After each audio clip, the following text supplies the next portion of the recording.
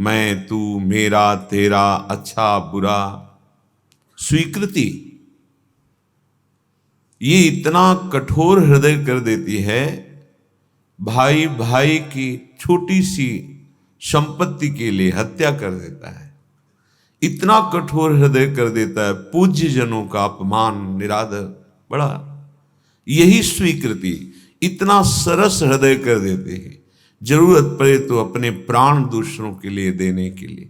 परहित सरिस धर्म नहीं भाई, परम धर्म की स्थिति स्वीकृति से, परम प्रेम की स्थिति स्वीकृति से।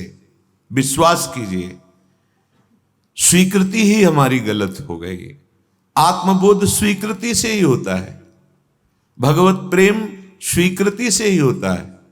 मेरे प्रिया प्रीतम, बस और कोई नहीं।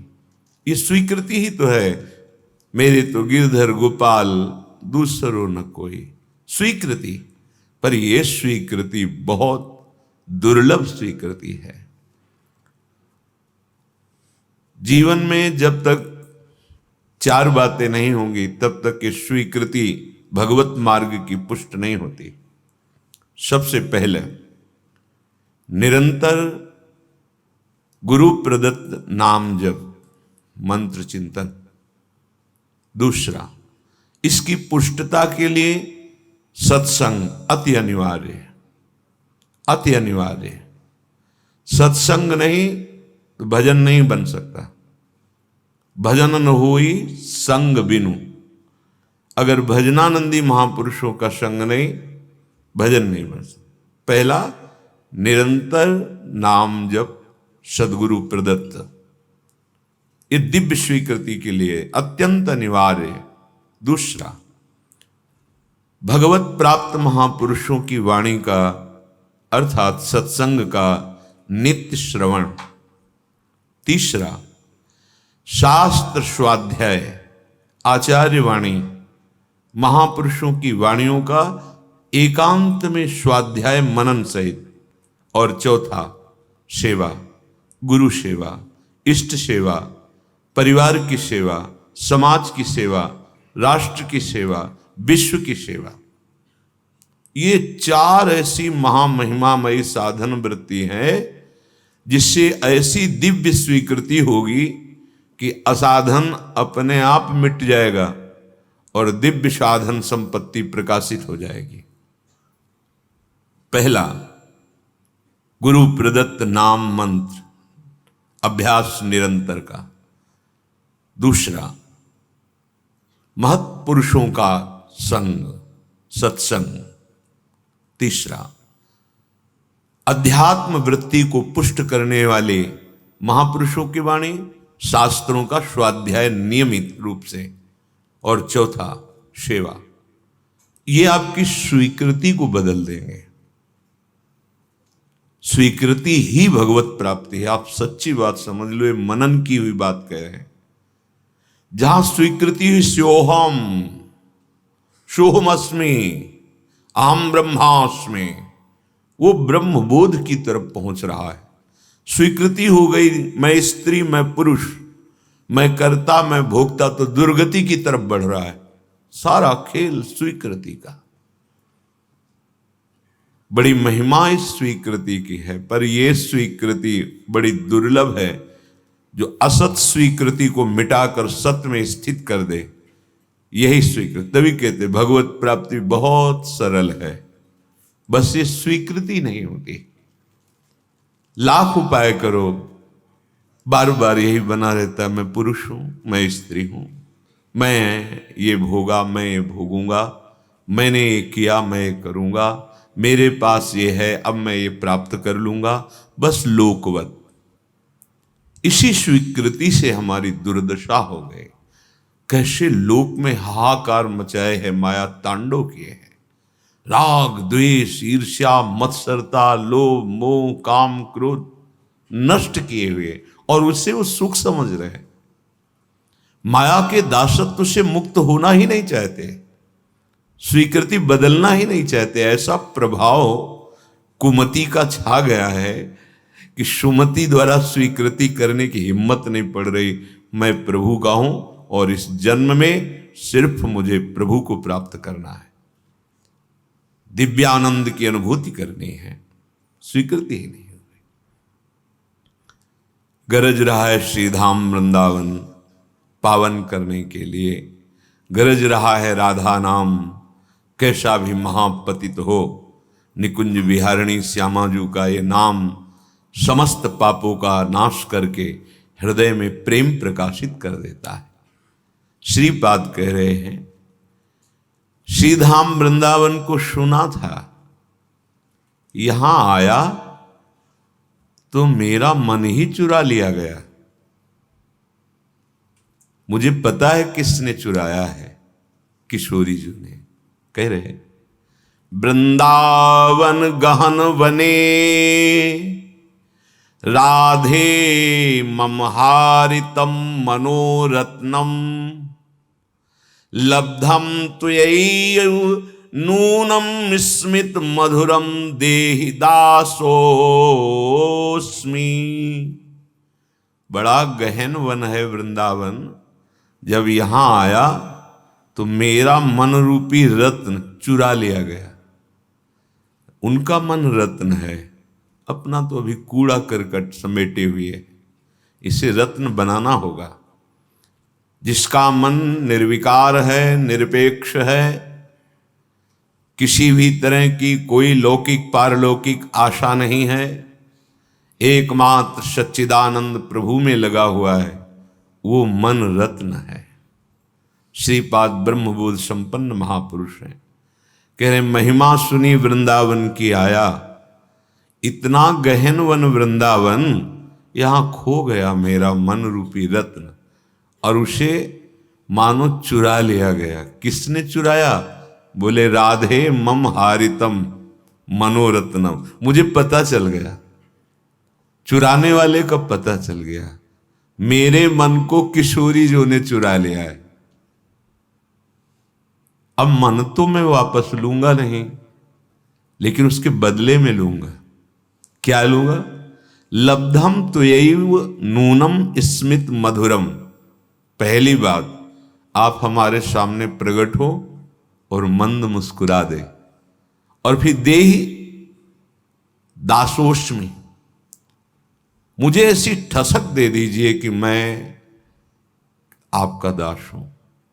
बस मैं लाडली जी की चरणारविंद की एक एक वृत्ति से अपने मन को देखना चाहता हूं, जिसको चुरा लिया गया। मनो में राधाया पद मृदुल पद में निवसतु। बस श्री किशोरी जी के गोरे चरणारविंद के तलवे के नीचे मेरा मन बना रहे। ये बड़ा महामहिम धाम है, बहुत कम साधना से बहुत उच्च कोटि की अवस्था प्राप्त हो जाती है। परम पद मथुरा में प्राप्त हो गया था ध्रुव जी को। जो ध्रुव जी आए, मधुवन आए, मधुपुरी, मथुरापुरी में। ये वृंदावन है, ये महाप्रेम प्रदान करने वाला है। बस जितना समय बचा है, आप सच्ची समझिए, आगे आपको भजन का समय नहीं मिलेगा। वायु दूषित, जल दूषित, भोजन दूषित, संग दूषित, विचार दूषित, किससे भजन करोगे? शरीर अस्वस्थ, मन शरीर आसक्त, कहां भजन? कैसा भजन? केवल खिलवाड़ की बातें होंगी, माया का खिलवाड़। अभी थोड़ा अवसर है, अभी 5000 से कुछ वर्ष ऊपर हुए हैं। 4,32,000 वर्ष की कलयुग की आयु है। अभी थोड़ा समय है, निकल चलो। स्वामिनी जी का कृपा बल हमारे साथ है, हम इस माया पर विजय प्राप्त कर सकते हैं। उपासक, श्रीधाम वृंदावन में आना, श्रीधाम वृंदावन में वास करना, आश्रय लेना, रसिकों का संग करना, इसका लाभ तभी उसे मिलेगा जब वो परिचर्चा न करे। बहुत ध्यान से सुनिएगा। यहां हम रह रहे साधन भजन जो लाडली जी की कृपा से बन रहा है, वृंदावन में रहकर जब हम पर चर्चा करते हैं, कहां श्यामा श्याम की चर्चा करने का आपका व्रत है? बोलेंगे वाणी से तो केवल आराध्य देव के विषय में बोलेंगे, नहीं तो मौन भगवत चर्चा, मौन भगवत चर्चा, यही हमारी वाणी का विषय। बहुत जल्दी लाभ मिल जाएगा। श्रीधाम है, महामहिम भक्ति, यहां प्रेम लक्षणा भक्ति वर्ण करने के लिए बाहु फैलाए हुए यहां गलियों में डोलती है। ये वृंदावन है। मोक्ष यहां वर्ण करने के लिए व्याकुल डोलता है। महिमा जो रसिक महापुरुषों ने वाणियों में गाई, हम क्यों लाभ नहीं ले पा रहे? बोले उसका कारण है परचर्चा और प्रमाद। प्रमाद, न करने योग्य काम को करना और करने योग्य कार्य को न करना, इसे प्रमाद कहते हैं। परचर्चा, दूसरों की विषय की गुण दोषमयी वार्ता करना। परदोष दर्शन, परचर्चा, परनिंदा, कथन, श्रवण, यही हमारे भजन के प्रभाव को क्षीण कर रही। फिर वही बात आ गई, चलनी में गैया दुहे और दोष दैव को दे। गाय बढ़िया है, दूध भी दे रही, पर चलनी में दूर है तो एक चुल्लू भी पीने को नहीं मिल रहा। धाम महामहिम है, उपासना बड़ी रसमयी, और एक बूंद रस का हमारे हृदय में स्फुरण नहीं हो रहा। क्यों? क्योंकि परचर्चा और प्रमाद।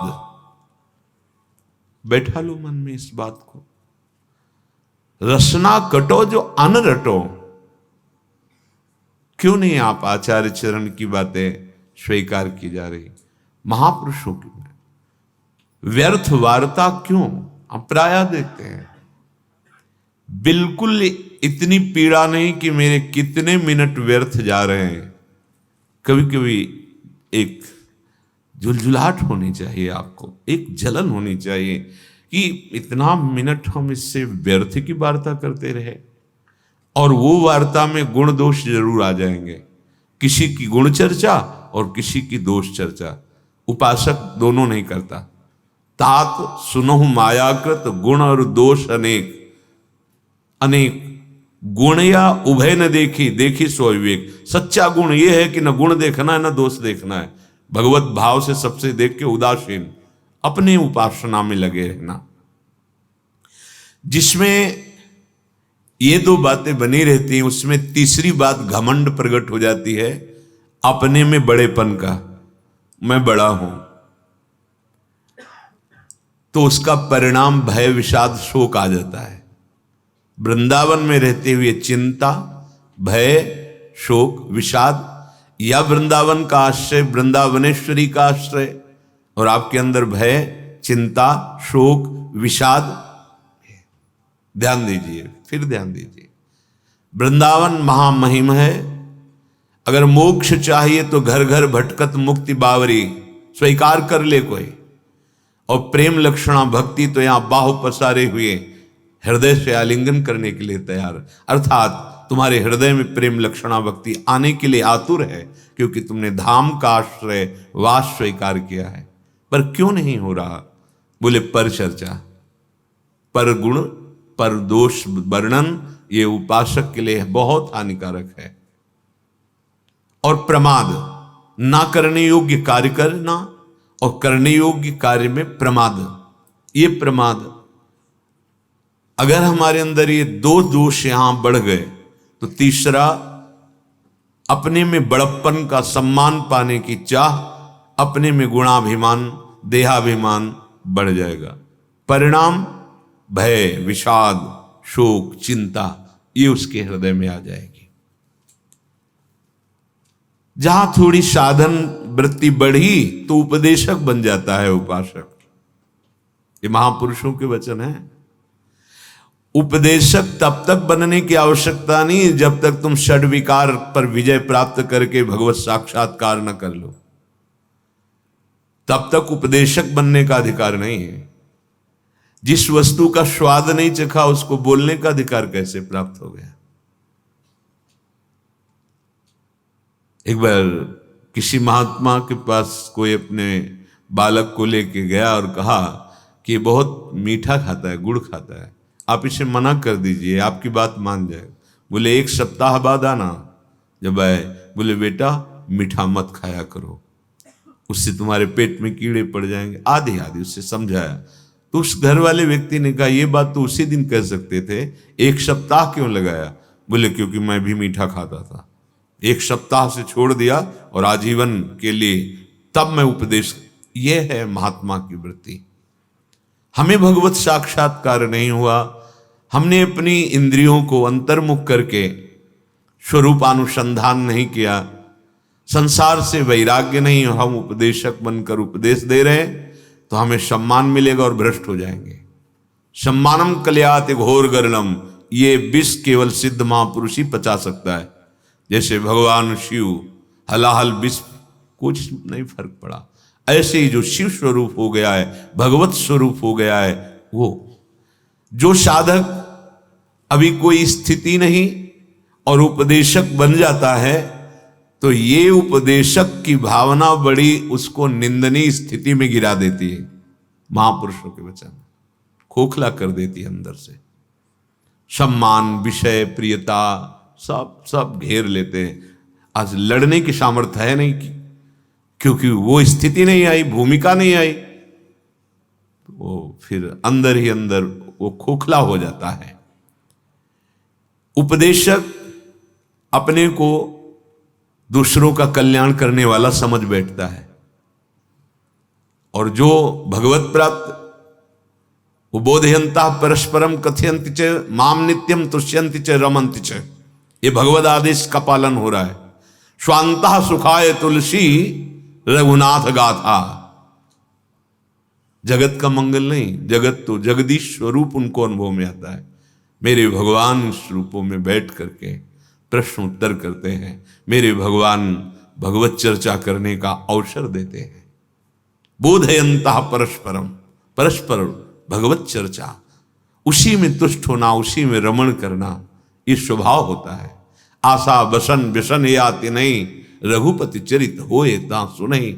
सनक सनंदन सनातन सनत कुमार, इन चारों कुमारों का स्वभाव है, एक चर्चा करने लगेंगे, 3 श्रोता बन जाएंगे।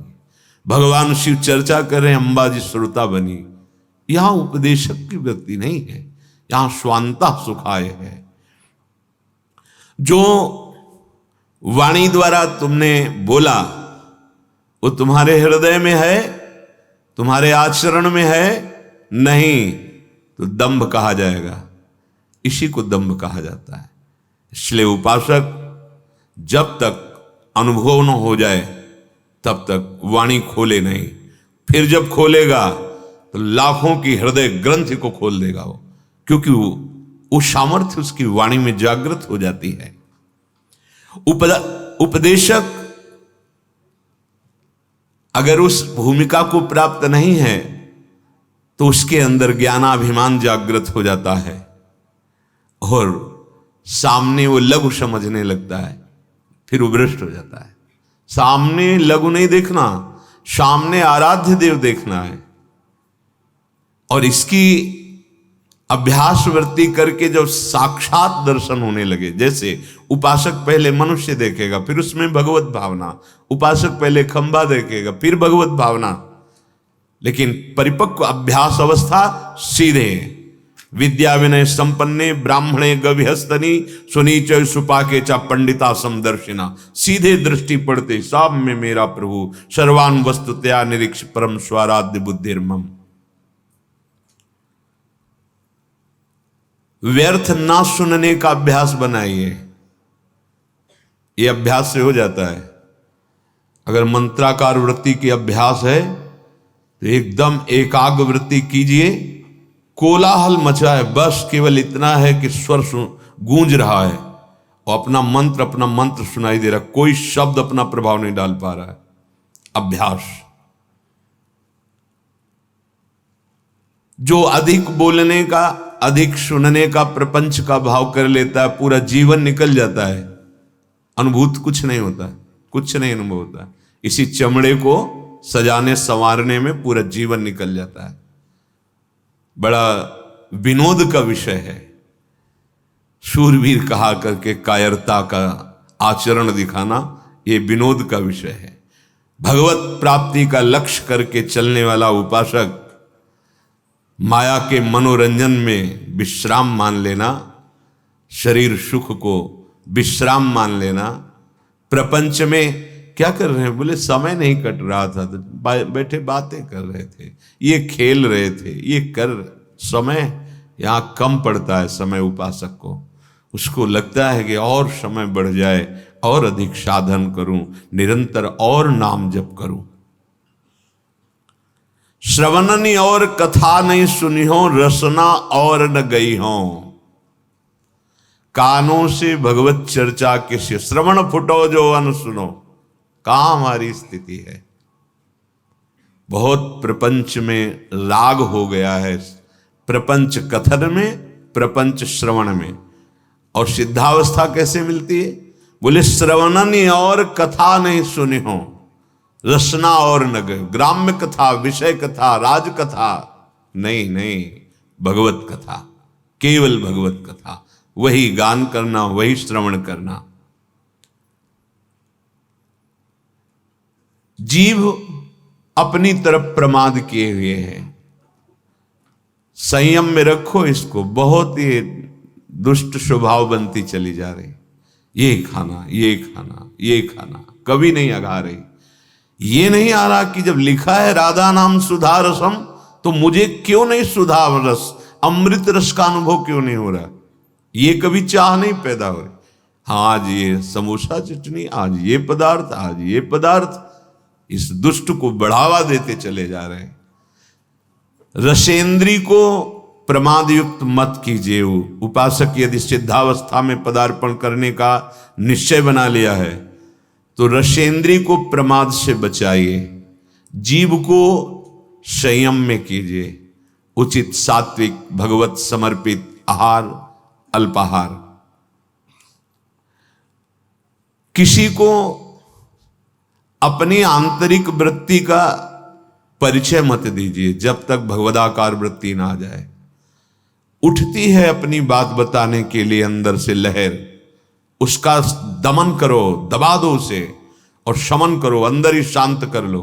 कहें हम वहां गए थे, ये कि हम आज सत्संग में ये बात पकड़ी, हम तो ऐसा साधन कर, बड़ा आनंद आता है हमें तो। जहां माला लिया बस आनंद आता। तुम बोल पाते? नहीं आया, तभी आप बोल पा रहे। जब तक भगवदाकार वृत्ति ना हो जाए तब तक अपनी आंतरिक वृत्तियों को दबाओ, दमन करो, शमन करो अंतर में ही। सावधान दृष्टि रखो आत्म कल्याण के लिए। जहां तक हो सके तहां तक ऐसे लोगों से बात ना करो जो दुनिया की बातें तुम्हें बताते हैं। दुनिया के विषय में हमें नहीं जानना, दुनिया के मालिक के विषय में जानना है। ये जो पर निंदा करने वाले स्वभाव वाले हैं वो बड़े भाग्यशाली साधक है जिनको ऐसे लोगों का दर्शन, संभाषण, संग नहीं मिलता। बड़े भाग्यशाली है। देखो, अगर आप श्री जी की आज्ञा में हो तो आपको ऐसा अवसर ही नहीं है। सत्संग सुने अपने अपने कमरे में, अपनी अपनी दिनचर्या में, बाहर जाना ही नहीं है। अपने ठाकुर के नाम रूप लीला धाम से रति करो। बाहर गए, रास्ते में मिले, दंडोत या राधे श्याम, शुरुआत यहां से होगी, फिर पर चर्चा, फिर पर निंदा, और पहुंचे ठाकुर जी के दर्शन के लिए। वहां से भी पकड़ के कोई दोस्त दर्शन, फिर आए, वही सब मन को गंदा करते। नहीं तो श्री धाम वृंदावन बहुत जल्दी आनंद का अनुभव हो जाए। विषयासक्त पुरुष जब तुम्हें सम्मान देने लगे तो तुम्हें अंदर अंदर जलन होनी चाहिए और दुर्भाग्य का अनुभव होना चाहिए। देखो सतमार्ग क्या है? सम्मानम कल्याति घोर गर्लम नीचापमानम सुधा, श्री राधा मुरलीधरो भज सके वृंदावन मात्य। सबके चरणों में तृणादपि सुनीचेन। कब बनोगे? कब आएगा? सबके चरणों में। अहो आश्चर्यमयी बात, वो संसार का वेश धारण किए हुए साष्टांग लूटा हुआ है। कितनी अपार श्रद्धा है। और हम श्रद्धा के मार्ग के पथिक होकर के सर भी नहीं झुका सकते। हमको ये गर्व है कि हम विरक्त हैं। काहे से विरक्त है? देहाभिमान से, विषयों से, किससे? वहां उसकी दैन्यता को देखो, वो साष्टांग लूटा हुआ पड़ा है। केवल आपको इस भाव से ये भगवान के दास हैं, तो आप अपने भगवान को नहीं पहचान पा रहे, उस रूप में कोटिशाह उनके चरणों में दंडवत है। कहीं छू न जाए किसी का प्रणाम, नमस्कार, वंदना, स्तुति, ये कहीं हमारे हृदय को स्पर्श न कर ले, नहीं तो मलिन कर देगी पक्का। विषयासक्त पुरुष द्वारा किया हुआ सम्मान यदि स्वीकार करते हो तो तुम्हारा दुर्भाग्य है। हां, अगर कोई साधु कहता है भगवत मार्ग का कि अहोभाग्य तुम्हारे, बहुत सही, चलो आगे, तो हृदय में आनंदित होना चाहिए कि प्रमाण मिल रहा है कि मार्ग सही है, संत वचन मिल रहे हैं। विषयासक्त पुरुष जब सम्मान देता है और उपासक उसी को बटोरना शुरू कर देता है और सौभाग्य मानने लगता है, तो उसके जीवन से भगवान का महत्व खत्म हो जाता है। जो सत्संग से बना महत्व खत्म, देहाभिमान फिर वही जागृत हो गया, अपना महत्व। गान भले उनका करे, महत्व अपना स्थापित करेगा, नहीं तो चौथी भगत मम गुणगन करे कपट तज गान। केवल भगवत चर्चा मात्र से भगवत प्राप्ति, भगवत चर्चा श्रवण मात्र से भगवत प्राप्ति। कितने ऐसे उदाहरण हैं महापुरुषों के चरित्रों में। जो उपासक निकम्मा पड़ा रहना अपने को समझता है साधना, नहीं, सिद्धों वाले आचरण नहीं करना चाहिए। उनकी भगवदाकार वृत्ति है, वो खड़े हैं या पड़े हैं, चल रहे हैं या खा पी रहे हैं, या विषयी पुरुषों के बीच में भी बैठे, कोई फर्क नहीं पड़ता। कर्माणि श्रुति बोधितानि नितराम कुर्वन्तु मां गूढ़ाश्चर्य रसा सृगादि विषयान ग्रहणन्तु मुंचन्तु वा। जिस समय वो बहिर्मुख पुरुषों के पास बैठे हैं, उस समय वो भगवदानंद में डूबे हुए, एक एक वृत्ति भगवदाकार है। आप उनका अनुकरण न करें, उनके वचनों का अनुकरण करें, जो उनके वचन कह रहे हैं। जो ये समझता है कि अकेला मैं बस पड़े रहना, मांग के खा लिया, तो काम क्रोध लोभ मोह मद मत्सर ये ऐसे नहीं जीते जाते हैं। जीवन में उपासक के हृदय में आराम की तो कोई वृत्ति ही नहीं रह जाती। श्यामा श्याम नहीं मिले तो आराम कैसा, राम नहीं तो आराम कहां, नहीं, तब तक विश्राम नहीं। अरे ये बड़ा भारी युद्ध है, बड़े विपक्ष जोरदार हैं, इनको परास्त करना है।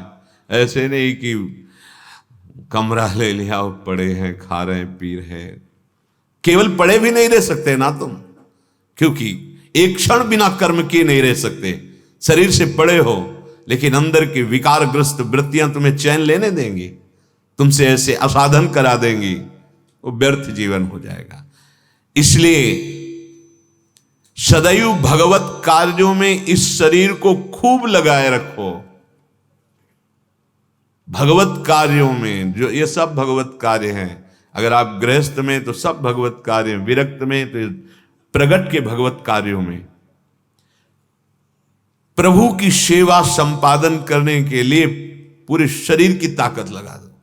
इसमें प्रमाद स्थिति नहीं। हम केवल भजन को समझते, एकांत बैठे तो भजन हो रहा है। अब देखो क्या हो रहा है, अंदर मनन करके देखो। अब जब हम श्रृंगार करते हैं तो देखो मन बुद्धि पूरा लगेगा, नहीं तो श्रृंगार बिगड़ जाएगा।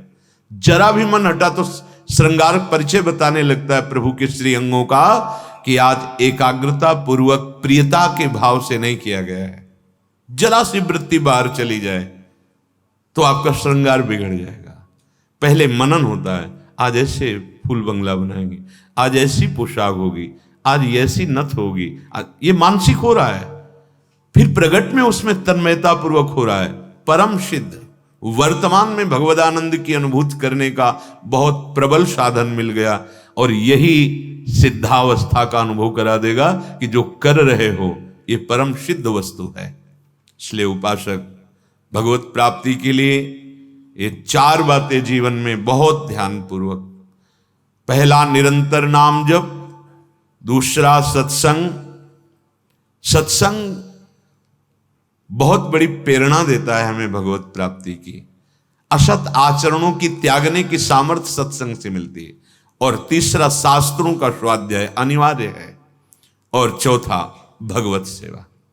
इससे पूर्णता की प्राप्ति हो जाएगी, अर्थात आपकी स्वीकृति हो जाएगी, मैं श्री जी की सहचरी हूं, अनुभूत हो जाए, मैं भगवत दास हूं, मैं भगवान का नित्य सखा हूं, या भगवान मेरे करुणा सिंधु पुत्र हैं, या भगवान मेरे माधुर्य निधि प्रीतम है, पति है। जो जिस भाव से भगवान उसी की परिपक्वता कर देते हैं, उसी को दृढ़ कर देते हैं।